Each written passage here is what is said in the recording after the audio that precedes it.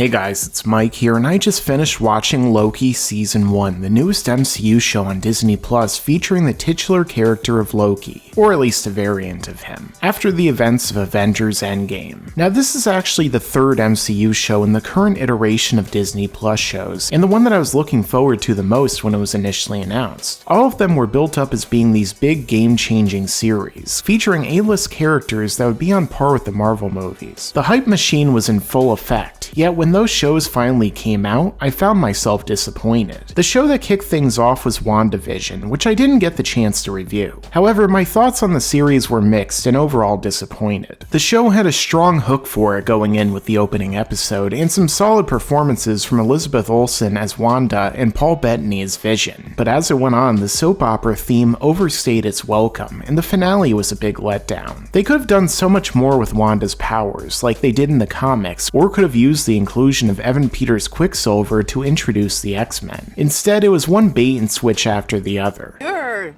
Ralph Boner? Boner.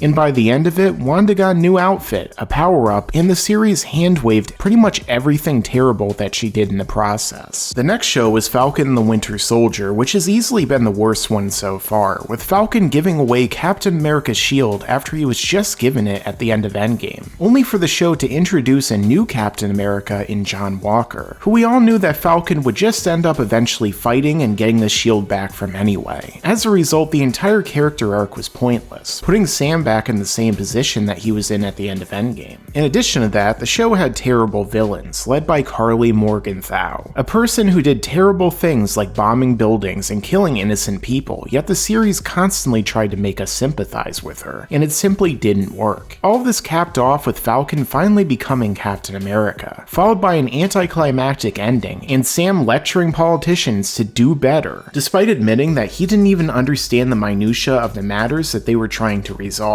You've got to do better, Senator. You've got to step up. This show is so blatant with its politics that it probably even made Birds of Prey blush, but I went far more in depth about that in my review that you can check out in the top right corner. Suffice it to say, these two shows both played a part in lowering my expectations. Nonetheless, I was still hopeful that Loki would be a good show, but with the first episode, which I talked about here, it kind of started off on shaky ground, especially due to some revelations about the nature of the MCU up until that point. However, unlike many of my colleagues on this platform, I didn't just rush to say that the series fundamentally ruined the MCU, or that it was already terrible, because after all, it was just the first episode. And unlike some channels, I'm actually a lifelong Marvel fan who wants these movies and shows to be good, rather than terrible just so I can make money off the rage clicks and further the Orwellian 2 minutes hate that gets too much play on this platform already. So I decided to wait and see how things would play out, and now that the series is over, I'm honestly glad that I did, because ultimately Loki is the best MCU series so far, at least not counting the Netflix shows, and it's one that got better with pretty much every passing episode. And just before doing this review, I decided to go back and rewatch the entire series just to see how it held up, which I'll discuss more in depth a little later in this review, but safe to say, I end up liking it again. But for now, let's get into the plot, and of course, here's your obligatory spoiler warning. So the plot of Loki revolves around, well, Loki, just as he escapes with the Tesseract in a heist gone wrong in Avengers Endgame. Upon landing in Mongolia, Loki is arrested by members of the TVA, the Time Variance Authority. Once at their headquarters, they explain to Loki that he's a time variant, an alternate version of himself that exists due to a divergence in the space-time continuum caused by time travel. However, this very existence is actually seen as a crime against the sacred timeline, which is a singular timeline that comprises the MCU and was supposedly created by beings known as the Timekeepers, omnipotent space lizards and survivors of a multiversal war that created the TVA and planned out everything that transpired up until then. When a variant appears or a new timeline branches off, they erase or prune it from existence, resetting the timeline to ensure that things don't progress to a point where another multiversal war will happen, however, at the cost of everyone's free will. Loki is saved from being erased by Agent Mobius, played by Owen Wilson, wow, who takes Loki under his wing and makes him an analyst for the TVA. However, he had an ulterior motive for this decision, because the organization was up against a rogue time variant who happened to be another version of Loki, just superior in practically every way. Together they track them down, only to find out that this Loki is actually a woman named Sylvie.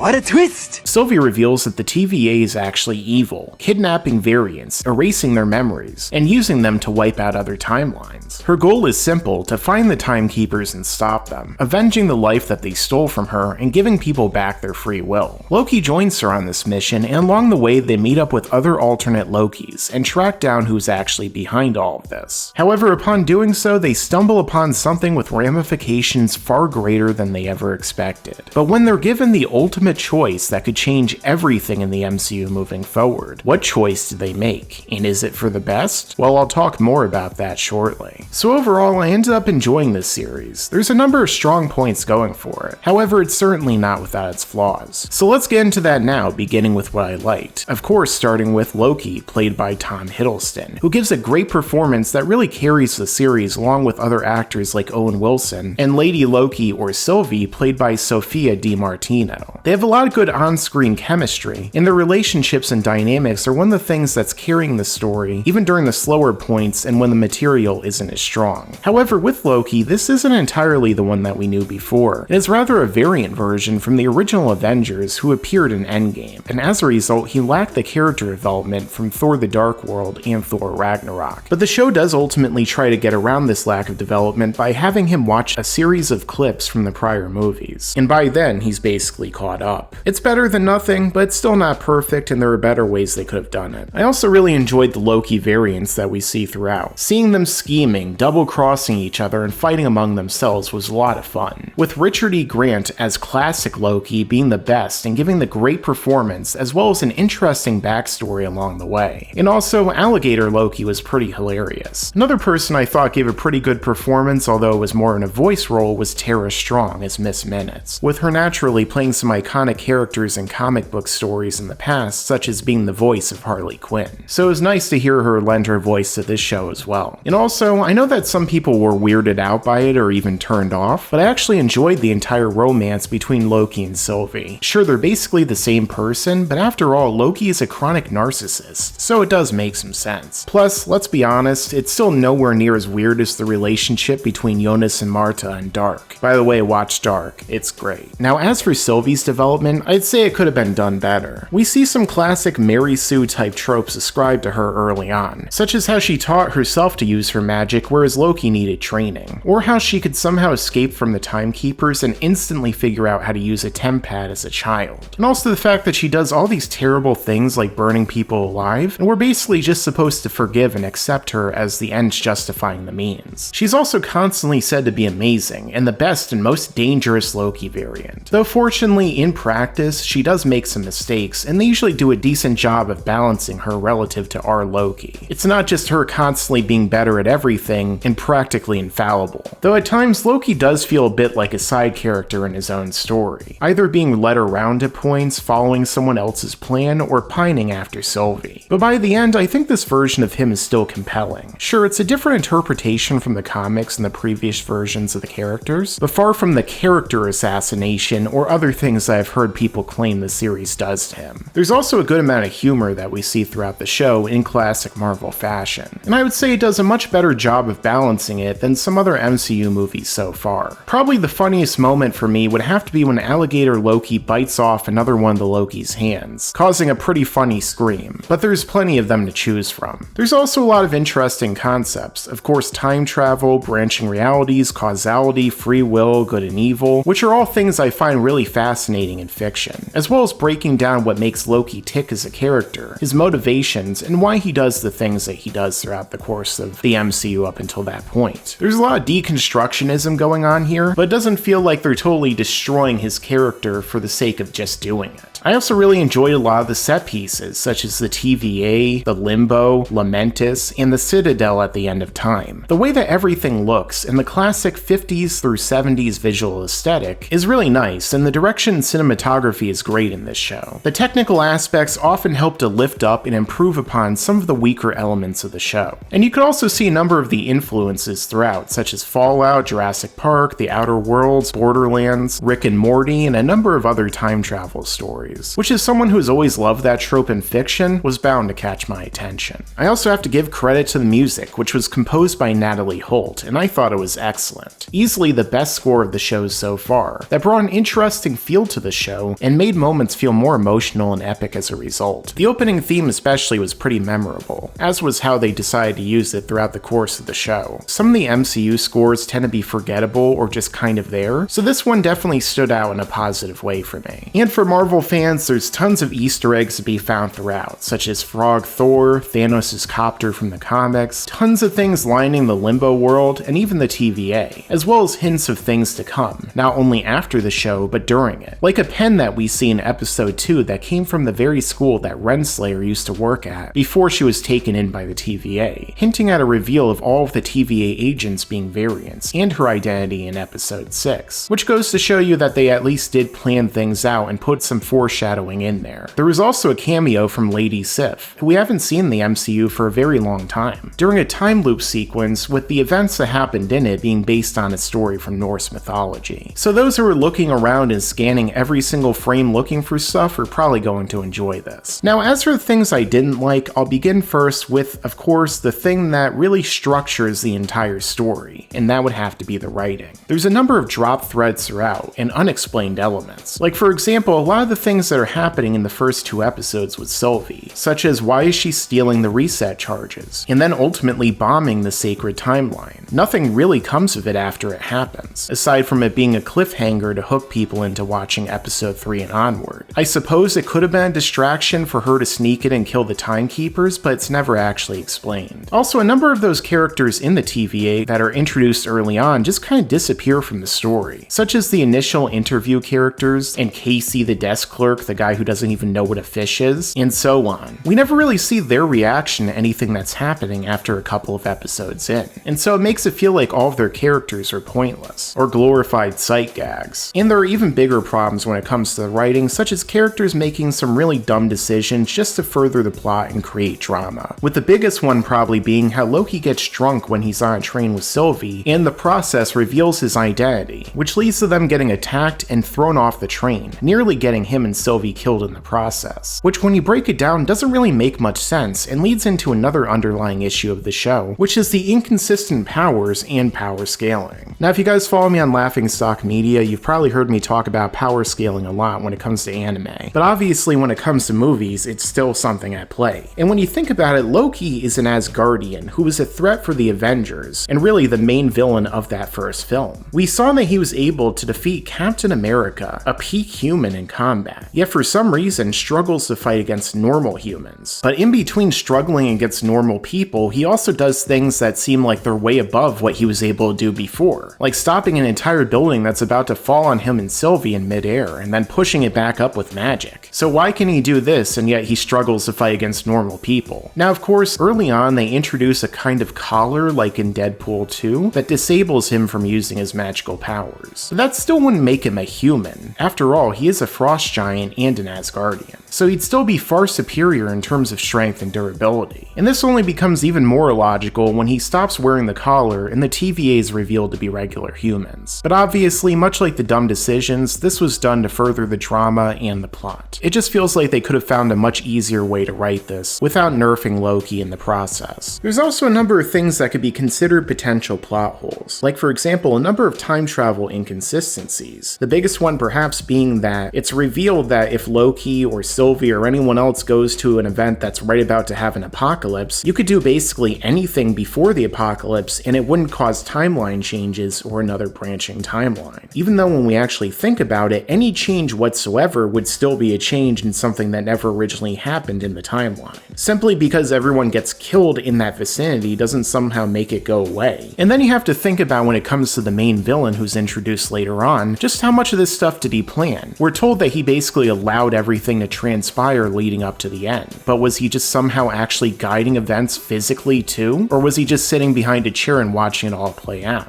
What if at any point before it ended up happening, Loki and Sylvie got pruned, or just killed outright in another way, or a variety of other things that could have happened? There's a lot of questions that are left open, and things that may very well be plot holes when you really examine them deeply enough. Another issue is that it seems like a lot of things that happen here might diminish the prior continuity in stories that we see in the MCU. MCU. Like for example, the power of Thanos and the Infinity Stones basically being irrelevant, which is something that you come to expect in a story like this where they have to keep upping the ante and making new and more powerful villains and characters that our heroes have to go against. But of course, power escalation always leads to a number of issues, and oftentimes in the comics we get to things like Crisis on Infinite Earths or massive retcon events just because the characters go way too far with it. Another thing that I noticed is that in the first episode, the show seemingly ignores the entire continuity of Agents of S.H.I.E.L.D. because they bring up how Phil Coulson was killed by Loki in Avengers 1, but they never actually bring up the fact that he didn't really die and went on to have a whole series in Agents of S.H.I.E.L.D. So it seemed kind of disrespectful for them to completely write off that entire series and basically tell all the fans or anyone who is interested in watching it that it doesn't matter. And of course, there's also the matter of them telling us that pretty much every decision that was made leading up to this point, with all of our favorite characters making various sacrifices and heroic plays, weren't actually of their own volition, and that no one really has any free will. A lot of these creative decisions might turn out for the worst when it comes to people and how they perceive the MCU as a whole, because they can drastically change the context of everything that came before it. And though I do think that they found a good way to tie it into the finale and the new big bad of the story, most of this is really going to come down to execution, because if they fail there, this will be seen as the start of many problems that help to unravel the entire MCU. Another problem I heard a lot of people talk about is the pacing, which I have to agree with, because there's a lot of scenes in the show that feel like they drag on for way too long, particularly dialogue-heavy scenes. Despite these episodes often running under 45 minutes without the credits, they feel like they're stretching some of them out for time. Of course, that isn't always the case, and I've heard some people claim that nothing happens or that a lot of it is straight up filler, which isn't usually the case. Even when the scenes are not necessarily progressing the plot, they're still serving purposes like world building and character development. So although the show isn't moving at a fast pace, there almost always is something happening, and I wouldn't really say any of it is completely filler. Now of course, the series isn't exactly action oriented or running a mile a minute, but I don't really mind that. However, it probably would have been better served for them to trim down some of the scenes here and there and replace them either with more concrete information or plot developments, or maybe just showing certain things on screen, which leads to my next issue, which is that some characters switch alignment way too quickly, particularly villains becoming good guys, like of course Loki, who was literally just invading the Earth seemingly a matter of days ago, ready to conquer and commit genocide, and is now basically ready to sacrifice himself for others and become the savior of the universe. Or Hunter B-15, who turns to helping Sylvie after a couple of visions that both happen off screen. And even Agent Mobius, who spent his entire life in the TVA and serving their goal, only to basically turn around the second that he finds out he's a variant and go against them. Now I'm fine with some of these characters changing, but this ties into the pacing problem in that it happens so quickly with minimal screen time, whereas even a little bit of extra on-screen development would have helped much more. And of course, another issue that I'm tired of talking about at this point, but of course is still finding its way into shows and movies like this, is that there's more identity politics to be played in this show. Though fortunately most of it here was more subtextual as opposed to super in-your-face like other shows like I mentioned earlier with Falcon and the Winter Soldier, but when you really actually look at what they're showing, most of the people in positions of power here are women, often looking down upon and berating the men like Owen Wilson or Loki, who are presented as being weaker by contrast. There's a focus on the modern day political type of diversity rather than the one that you would actually expect in a universal organization, where it's filled with human beings rather than aliens from all across the universe, some of which wouldn't even have a race or gender in the way that we understand it. I mean, do they not have variants from other planets, or is the TVA just racist against non-humans and obliterates all of them? We don't know because the show never actually shows them or tells us. Instead, it just feels like another example of modern day political agendas worming their way into a story that should ultimately transcend that, which is something that may date this show and most other films and shows of this era, because decades from now when we go back and rewatch them, we'll be able to say, oh, that's what they were trying to do during this time period in cinema. They were trying to push this politics or that politics, rather than doing something more along the lines of what someone like George Lucas did with the original Star Wars trilogy, and focusing on politics that are relevant in any time or age. And finally, the biggest con of all would have to be the fact that there is no Owen Wilson saying wow while riding a jet ski. So this show definitely gets a -10 out of 10. Now with that being said, I briefly wanted to get into the ending of the show, which may have had the biggest ramifications on how I felt about it, and on the MCU as a whole. In the finale, Loki and Sylvie go to the Citadel beyond time and find out that the one who remains, otherwise known as Immortus or Kang the Conqueror, is behind everything, creating the TVA and Sacred Timeline. He explains how it was him who discovered the multiverse in the future, which led to meeting his variants. However, some of them were evil, and inevitably this led to a multiversal war which threatened everything. So Kang discovered and used the creature Alioth to end that war, destroying the other realities in the process and keeping everything at bay without free will to prevent branching worlds from coming into existence as well as another war. He then gives the Lokis a choice to run the TVA or to kill him, which will inevitably lead to the timeline splitting again and a repeat of the multiversal war that happened in the past. But all of this, of course, was a big gambit, and whether or not Kang was lying, the Lokis didn't know.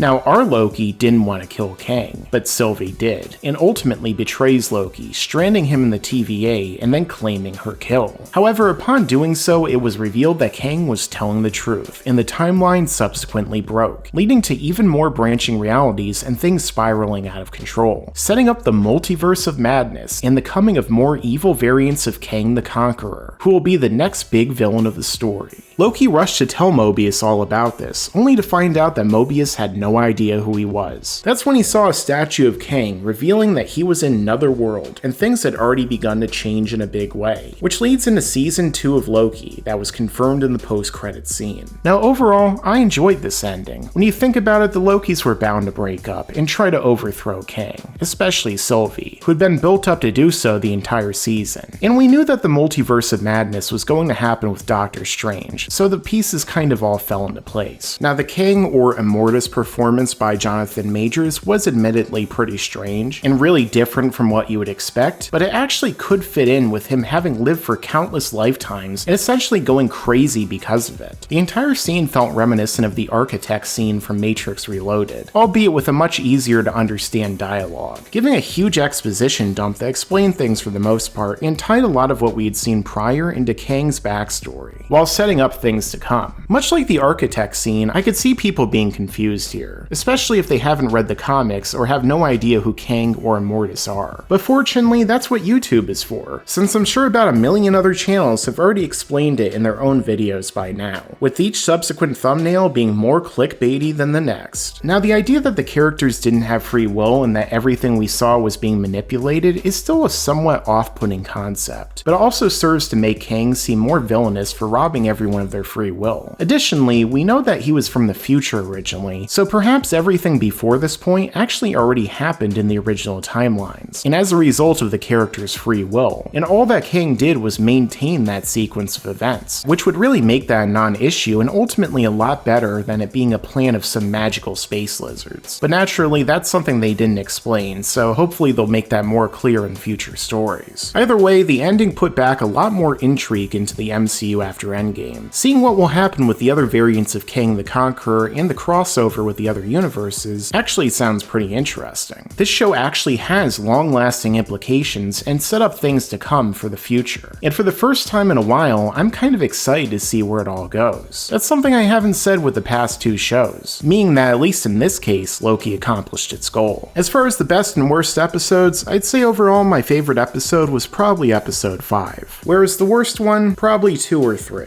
Even though I do like the final action sequence in 3, ultimately it does kind of feel like it's stretching everything out a little bit too long, and I could see why some people consider it to be filler. Now, is this actually better or worse when binging the show? Well, in some ways I think it benefits from being able to watch the episodes immediately after one another just so you can find out what will actually happen. But overall, I'm not too sure it's much of a major improvement. I did notice more Easter eggs and clues in my rewatch, so at the very least it has some rewatch value. Whereas in the other 2 series, the idea of rewatching them isn't as tantalizing. Now, comparing these to the Netflix shows that aired originally, such as Daredevil, Jessica Jones, and Luke Cage, I would definitely have to give the edge to Daredevil and Jessica Jones Season 1 as being better overall. Daredevil for me is actually one of the peaks of the entire MCU so far, which it was originally intended to be a part of, and depending upon how the future movies go, it may be a part of again. But I'll probably go more more in depth into how all of these shows compare in a future video. So overall, in conclusion, Loki is the best MCU Disney Plus show so far, with great performances from Tom Hiddleston, Owen Wilson, and others, and an interesting story that sets up big things for the MCU to come. The ending actually made me more interested to see what will happen in the future of the story. And if Kang ends up being anywhere near as well executed as Thanos was in Infinity War, the future could be bright for the MCU.